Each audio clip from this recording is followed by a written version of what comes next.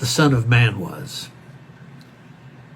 The most magnificent human being ever, who has inspired countless other people to at least try to go down the rapids without being distracted by the banks, without being more impressed with the structure and the nature and the tradition and the dogma.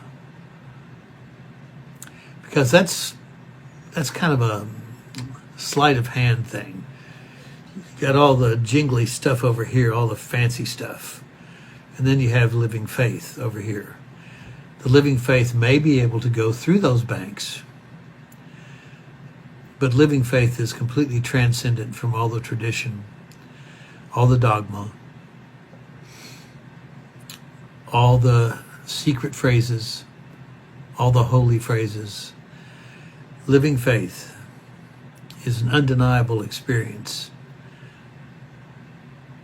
And when you once have tasted it and experienced it, you'll know there's nothing else in life that matters.